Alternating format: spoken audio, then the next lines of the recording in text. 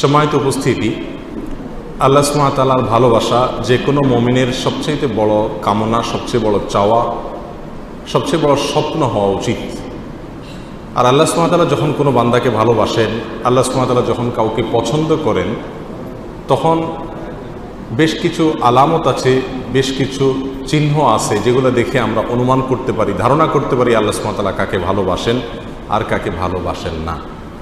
আল্লাহ সুবহানাহু ওয়া তাআলার ভালোবাসার যে সকল আলামতের কথা নবী আলাইহিস সালামের হাদিসে এসছে, তার মধ্য থেকে আমরা 4টি আলামতের কথা আজকে উল্লেখ করব ইনশাআল্লাহ বিইذنিল্লাহ। তার প্রথম আলামতটি প্রায় বেশিরভাগ হাদিসের কিতাবে বর্ণিত হয়েছে, যে রাসূল করিম সাল্লাল্লাহু আলাইহি ওয়াসাল্লাম ইরশাদ করেছেন, আল্লাহ সুবহানাহু ওয়া তাআলা যখন কোনো বান্দাকে ভালোবাসেন তখন তিনি জিবরিলকে নির্দেশ করে বলেন যে অমুকের তার আমলের কারণে, তার চিন্তাধারার কারণে, তার চলাফেরার বিশুদ্ধ উপায় এবং পদ্ধতির কারণে আমি তাকে ভালোবাসি।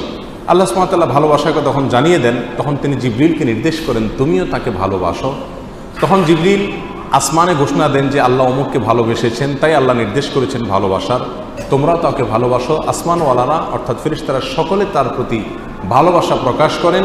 তখন আল্লাহ সুবহানাহু ওয়া তাআলা স্বয়ংক্রিয়ভাবে পৃথিবীতে যারা বসবাস করে তাদের অন্তরে ওই ব্যক্তির প্রতি ভালোবাসা সৃষ্টি করে দেন।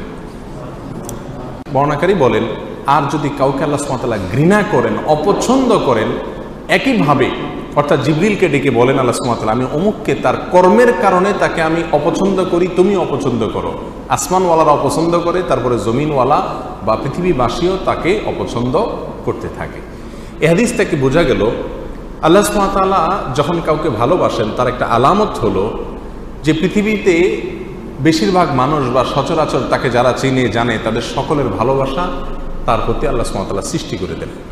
এখন আপনারা কেউ বলতে পারেন, তাহলে আমরা অনেক তথাকথিত তারকা, তথাকথিত জনপ্রিয় শিল্পী, বিভিন্ন সেক্টরের আমরা দেখি তারা খুব জনপ্রিয়, তাদেরকে মানুষ অনেক বেশি ভালোবাসে, তাদের অনেক ফ্যান ভক্ত পাওয়া যায়, তাহলে তার মানে কি এদেরকে আল্লাহ সুবহানাহু ওয়া তাআলা অনেক ভালোবেসেছেন, তাই জিবরিল ভালোবেসেছেন, তাই পৃথিবীতে সবাই তাদেরকে পছন্দ করে, তাদের ফ্যান ফলোয়ার আছে? ব্যাপারটি কি তাই? ব্যাপারটি তা না।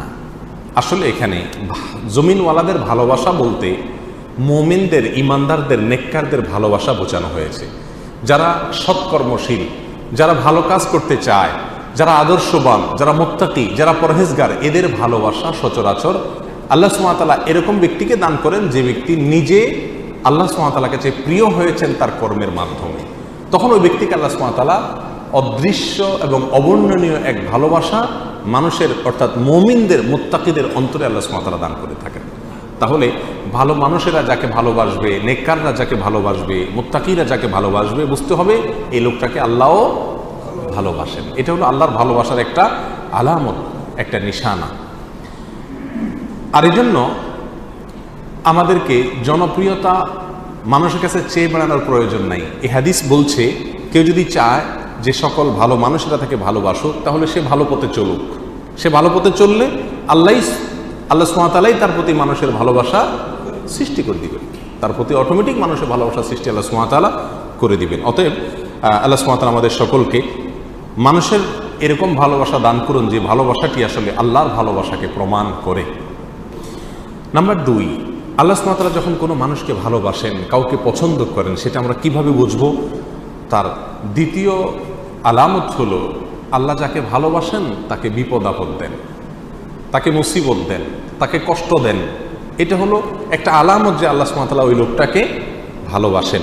এ বিষয়ে সুনানে তিরমিজির এক হাদিসে আসছে, রাসূল আকরাম সাল্লাল্লাহু আলাইহি ওয়াসাল্লাম ইরশাদ করেছেন, ওয়া ইন্নাল্লাহা ইযা আহাব্বা কওমান ইবতালাহুম।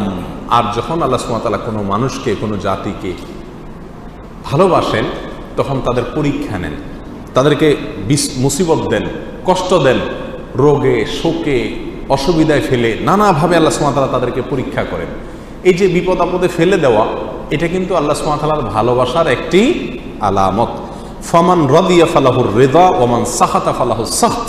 আল্লাহর এই দেওয়া পরীক্ষায়, কষ্টে যে ব্যক্তি সন্তুষ্ট হয়ে যায়, আল্লাহর ফয়সালাকে মেনে নেয়, ফালাহুর রিদা, তার জন্য আল্লাহর সন্তুষ্টি অবধারিত হয়ে যায়। আর যে ব্যক্তি আল্লাহর এই ফয়সালায়, আল্লাহর এই কষ্ট দেওয়ায় সে অসন্তুষ্ট হয়ে যায়, আল্লাহর ফয়সালাকে মেনে নিতে পারে না, রিদা বিল কাদা, ইমানের গুরুত্বপূর্ণ একটা পয়েন্ট, এই বিষয়টি যে অর্জন করতে পারে না, বরং হাহুতাশ করে, অস্থির হয়ে যায়, গালমন্দ শুরু করে দেয়, আল্লাহর ফয়সালাকে সে অ্যাভয়েড করে, হ্যাঁ আল্লাহ আর লোক দেখে নেই, আমার উপরে সব বিপদ আসে, এই টাইপের কথাবার্তা বলে ফালাহুস সাখত, তখন ওই ব্যক্তির জন্য আল্লাহর পক্ষ থেকে অসন্তুষ্টি অবধারিত হয়ে যায়। আল্লাহ আমাদের মাফ করুন। তখন এই হাদিস থেকে বোঝা গেল আমাদের সমাজে অনেক লোক আছে যাদেরকে আমরা দেখি তারা বিপদে আপদে মুসিবতে কষ্টে থাকে, তাদের কষ্ট দূর হয় না।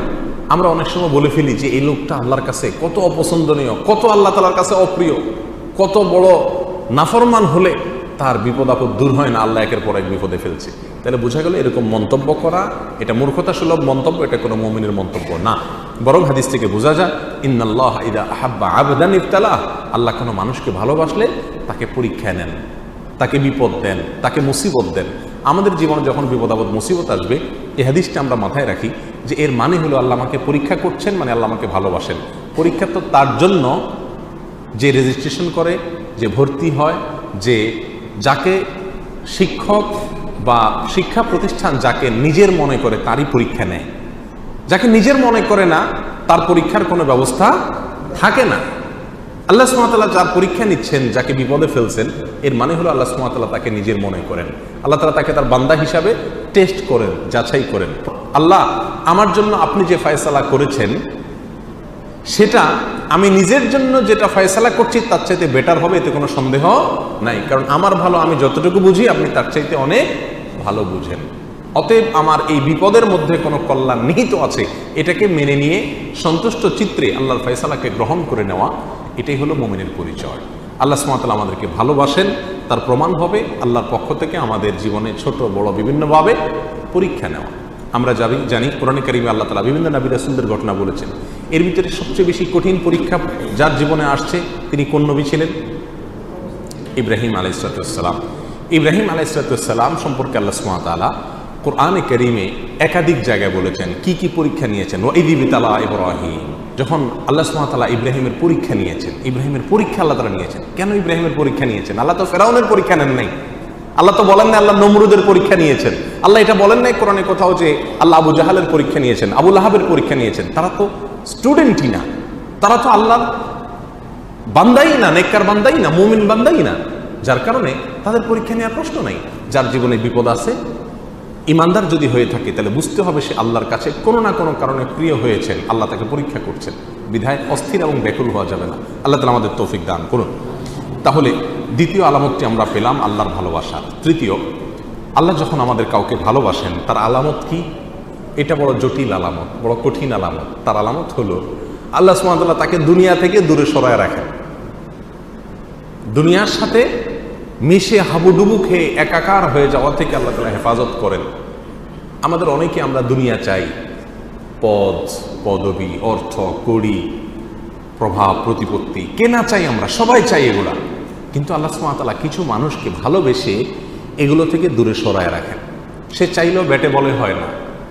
আল্লাহ সুবহানাহু ওয়া তাআলা তাকে দুনিয়া থেকে পরিকল্পিতভাবে বাই প্ল্যান, ইচ্ছাপূর্বক আল্লাহ সুবহানাহু ওয়া তাআলা সরায় রাখেন। কেন? তার জন্য ওই জায়গায় গেলে ক্ষতি হবে। সে দুনিয়ার সাথে যদি মিশে যায় তাহলে সে ধ্বংস হয়ে যাবে। আল্লাহ সুবহানাহু ওয়া তাআলা তাকে বাঁচিয়ে রাখেন। এই প্রসঙ্গে সহিহ ইবনে হিব্বান, মুস্তাদরাক হাকিম, সুনানে তিরমিজি অনেকগুলো হাদিসের কিতাবে হাদিসটি বর্ণিত হয়েছে। রাসূল আকরাম সাল্লাল্লাহু আলাইহি ওয়াসাল্লাম বলেছেন, ইন্নাল্লাহা ইযা আহাব্বা আবদান হামাহুদ দুনিয়া কামা ইয়াহমি আহাদুকুম মারিদাহু আল মা লিয়াশফিয়া। তোমাদের কেউ, তোমাদের প্রিয়জনরা অসুস্থ হলে যেই রোগে পানি টাচ করলে অসুবিধা হবে তাকে যেরকম পানি থেকে তোমরা বাঁচিয়ে রাখো, আল্লাহ যখন কোনো মানুষকে ভালোবাসেন তার আল্লাহর ভালোবাসার মানুষটাকে আল্লাহ তাআলা দুনিয়া থেকে এরকম বাঁচিয়ে রাখেন। দুনিয়া থেকে আল্লাহ সুবহানাহু ওয়া তাআলা এরকম বাঁচিয়ে রাখেন। এখন চিন্তা করেন আপনার জীবনের যত অপ্রাপ্তি, আমাদের জীবনে যত অপ্রাপ্তি, যত চাওয়া আমাদের পূরণ হলো না, আল্লাহ সুবহানাহু ওয়া তাআলা যদি এটা আমাকে পরিকল্পিতভাবে ভালোবাসেন বিধায় আমাকে এখান থেকে সরিয়ে রাখেন, তাহলে আমি যা হারালাম তার চাইতে পেলাম অনেক বড় কিছু। আল্লাহর ভালোবাসা পেলাম, আল্লাহর পছন্দনীয় মানুষের তালিকায় চলে গেলাম, অনন্ত অসীমকালের সুখ সমৃদ্ধি আমার হয়ে গেল। অতএব দুনিয়ার কোনো কিছু না পেলে মুমিন কখনো বিচলিত হয়ে পাগল করা হয়ে যাবে না। আমরা যে অস্থির হয়ে যাই এটা হলো আমাদের ঈমানের দুর্বলতা, এছাড়া কিছু না। আল্লাহ সুবহানাহু ওয়া তাআলা আমাদের সকলকে বুঝার তৌফিক দান করুন। এ বিষয়ে বেশ অনেকগুলো হাদিস পাওয়া যায়, আমি শুধু একটি উল্লেখ করলাম। একই অর্থের একই বিষয়কে প্রমাণ করে নানামুখী বিভিন্ন রকমের হাদিস পাওয়া যায়।